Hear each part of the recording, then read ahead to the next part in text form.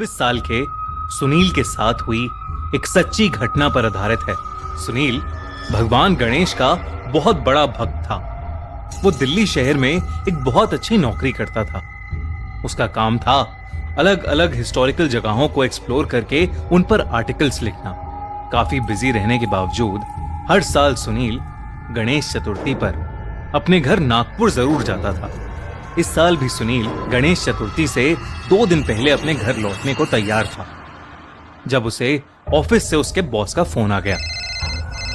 उसके बॉस ने उसे बताया कि वो जिस प्रोजेक्ट पर काम कर रहा था वो प्रोजेक्ट रिजेक्ट हो गया था और सुनील को अगले 3 दिन के अंदर अंदर एक नया प्रोजेक्ट बनाकर तैयार करना था। ये सुनकर सुनील बहुत ही ज्यादा मायूस हो गया, क्योंकि अब वो प्रोजेक्ट की वजह से गणेश चतुर्थी अपने घर पर नहीं मना पाएगा। फिर भी सुनील ने उस सिचुएशन के साथ समझौता किया और अपने काम में लग गया। गणेश पूजा वाले दिन सुनील अपने ऑफिस से निकलने में काफी लेट हो गया था, मगर उसका बहुत मन था कि वो किसी मंदिर जाकर गणेश जी की पूजा करे। इसलिए उसने डिसाइड किया कि वो अपने ऑफिस के पास वाले मंदिर ही चला जाएगा। मगर उस मंदिर में बहुत भीड़ थी और सुनील बहुत थक गया था। इसलिए उसने सोचा कि वो रास्ते में आने वाले किसी भी मंदिर पर रुक जाएगा। सुनील बहुत देर तक गाड़ी चलाता रहा, मगर उसके घर के रास्ते में कोई मंदिर नहीं आया। तभी उसने अपने पास आने वाले मंदिर इंटरनेट पर ढूंढे और उसे एक पास के मंदिर की लोकेशन मिल गई। सुनील मैप को फॉलो करता हुआ उस मंदिर की तरफ बढ़ने लगा। वो जगह सुनील के घर से बिल्कुल ऑपोजिट डायरेक्शन में थी और आसपास बहुत अंधेरा था। सुनील अभी उस मंदिर की लोकेशन पर पहुंचा भी नहीं था, लेकिन दूर से ही उसको कुछ घंटियों की आवाजें आने लगी थी। जब सुनील ने गाड़ी से उतर कर देखा तो वहीं पास में उसने एक पुराना मंदिर पाया।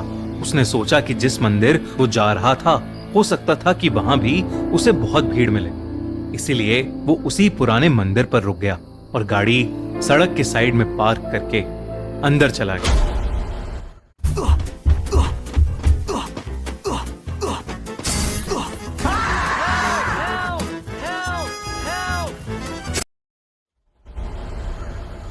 उस मंदिर की बिल्डिंग बहुत पुरानी और टूटी हुई सी थी। दीवारों पर काली काई लगी हुई थी और घंटी टूटकर साइड में गिरी हुई थी। सुनील जैसे ही उस मंदिर के अंदर गया, वैसे ही उसे एक अजीब सी घुटन महसूस हुई।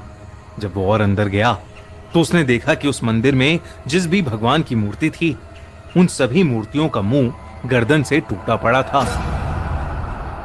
यूं तो हिंदू धर्म में खंडित मूर्तियों की पूजा नहीं की जाती थी, मगर उस मंदिर में उस टूटी हुई मूर्ति के सामने ढेर सारी मोमबत्तियां जल रही थीं। लेकिन उस मंदिर के दूर दूर तक सुनील के अलावा वहां कोई नहीं था। सुनील को उस मंदिर से एक बहुत ही अजीब सी फीलिंग आने लगी थी। अचानक ही उस एरिया में ठंड बहुत ज्यादा बढ़ गई, जबकि मौसम गर्मियों का था। सुनील ने वहां से फौरन निकलने का डिसाइड किया, लेकिन जैसे ही वो वहां से जाने लगा, उसे किसी औरत की आवाज आई। कोई है?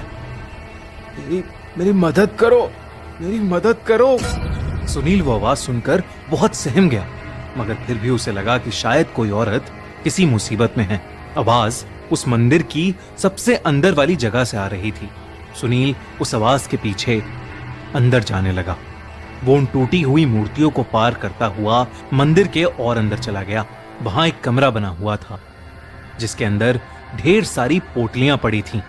सुनील के अंदर जाते ही उस कमरे का दरवाजा खुद ब खुद बंद हो गया और सुनील अंदर ही फंस गया। उसने दरवाजा खोलने की बहुत कोशिश की, मगर वो दरवाजा खुल ही नहीं रहा था। फिर वो दरवाजा जोर जोर से पीटने लगा और मदद के लिए चिल्लाने लगा। तभी सुनील को अपने पीछे से एक अजीब सी आवाज आई। वो पीछे मुड़ा और उसने देखा कि एक औरत कोने में खड़ी दीवार की तरफ मुंह किए उस दीवार को खुरच रही थी। सुनील का दिल बुरी तरह से दहल उठा। वो बार बार गणेश जी का मंत्र बोलने लगा।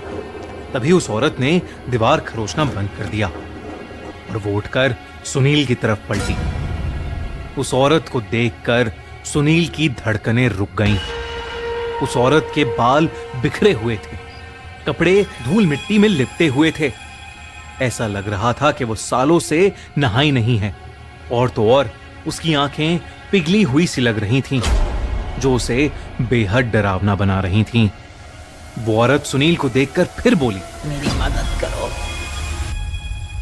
वो सुनील से कह रही थी कि बिना सर वाले देवता ने उसे कैद कर रखा है और सिर्फ सुनील ही था जो उसे बचा सकता था।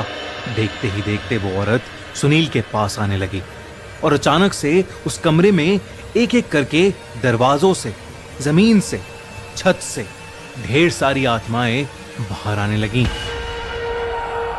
उन सभी आत्माओं की आंखें पिघली हुई थी। जैसे जैसे वो आत्माएं सुनील के पास आ रही थीं, सुनील के मन का खौफ बढ़ता ही जा रहा था। सुनील ने अपनी आंखें बंद कर लीं और वो बस बार बार अपने गणपति बप्पा का नाम ले रहा था। सुनील को अचानक बहुत तेज ठंड लगने लगी और उसे चक्कर आने लगे। कुछ ही पलों में सुनील बेहोश हो गया। जब कुछ समय बाद सुनील की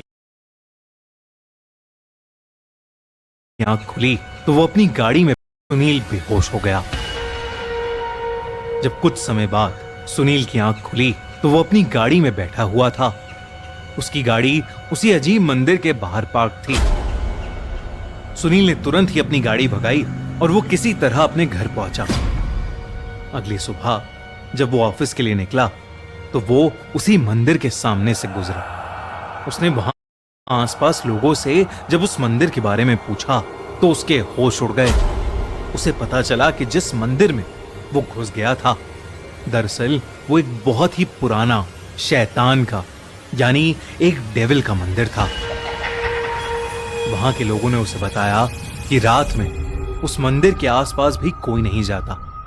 पुराने समय में माना जाता था कि लोग उस मंदिर में शैतान से जो कुछ भी मांगते थे, शैतान वो सब कुछ उन्हें देता था, लेकिन उसके बदले उस शैतान को किसी इंसान की आंखों की बलि चढ़ानी होती थी। ये बात सुनकर सुनील को समझ आ गया था कि आखिर उन सब आत्माओं की आंखें पिघली हुई क्यों थीं। हो सकता था कि जिनकी आत्माएं सुनील ने पिछली रात देखी, उन सभी लोगों को शिकार बनाकर किसी ने उनकी बलि चढ़ा दी हो। खैर जो भी था, सुनील ये सब बातें सुनकर दंग था। सुनील के साथ उस रात जो भी हुआ वो बहुत ही डरावना था और उसे आज तक समझ नहीं आया कि वो अपनी गाड़ी तक वापस कैसे पहुंचा। वो आज भी बस यही सोचता है कि उसका उस शैतान के मंदिर से बाहर आना गणपति